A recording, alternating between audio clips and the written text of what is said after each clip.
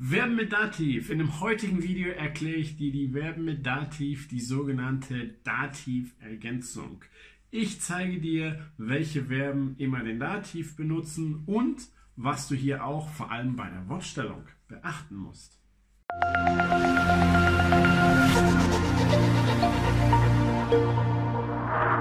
Hallo, mein Name ist Jan und ich bin dein Lehrer hier auf Easy Deutsch, dem Kanal für deutsche Grammatik.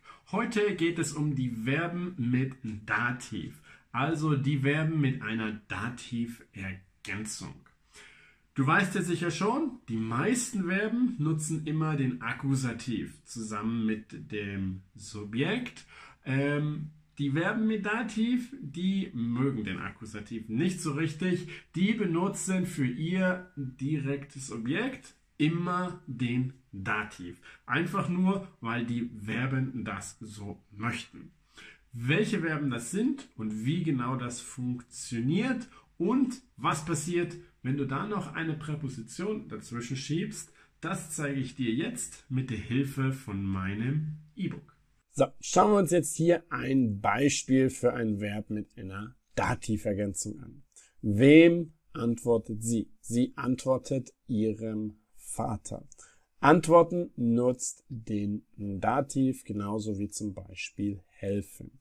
Ihrem Vater ist ein Dativ und trotz, dass es eigentlich das direkte Objekt ist, hier muss der Dativ benutzt werden, einfach weil das Verb antworten das so möchte. Zum Beispiel auch ein anderes Beispiel wäre noch, er hilft der Frau. Der Frau ist auch Dativ, einfach weil helfen das so möchte. Wo du aufpassen musst, ist, dass Präpositionen diese Dativergänzung aufheben. Das ist nämlich zum Beispiel, sie antwortet auf die Frage ihres Vaters. Antworten auf benutzt wieder den Akkusativ, weil auf das hier gern so möchte.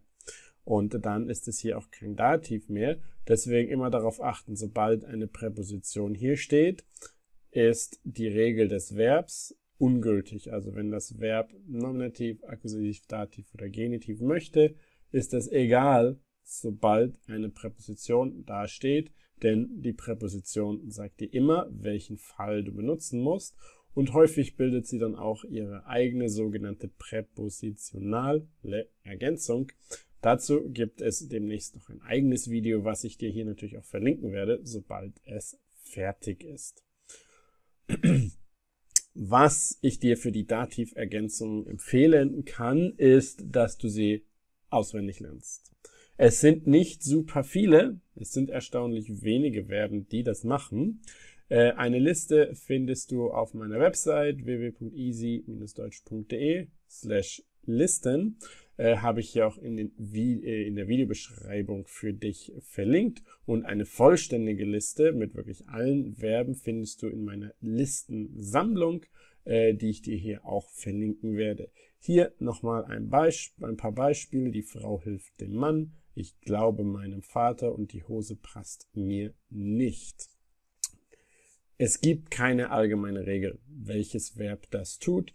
Es gibt bestimmte grammatikalische Herleitungen, die sind aber für einen Nicht-Muttersprachler überhaupt nicht zu verstehen und selbst für einen Muttersprachler manchmal einfach nicht wirklich nachvollziehbar. Deswegen erspare ich dir das und habe dir lieber die Liste erstellt, die du wie gesagt unter www.easy-deutsch.de/listen findest.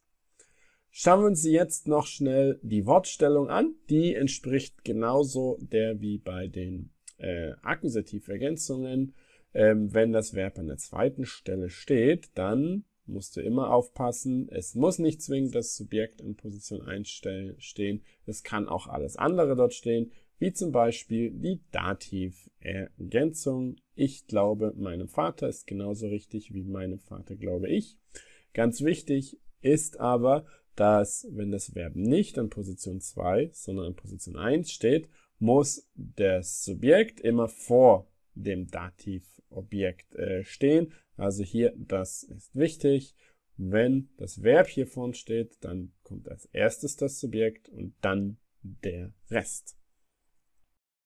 So, die Verben mit Dativ solltest du jetzt verstehen. Die kostenlose Liste dazu findest du, wie schon erwähnt, unter www.easy-deutsch.de/Listen. Wenn du eine vollständige Liste haben willst, dann schau mal in meinem Shop vorbei, shop.easy-deutsch.de, und schau dort nach den 40 plus Grammatiklisten. Das ist meine Grammatiklistensammlung. Dort findest du über 40 Listen zu allen unterschiedlichen Grammatikthemen, die du als Deutschlerner brauchst. Und morgen sehen wir uns dann beim nächsten Video wieder. Da geht es nämlich um die Verben, die eine Dativ- und eine Akkusativ-Ergänzung nutzen.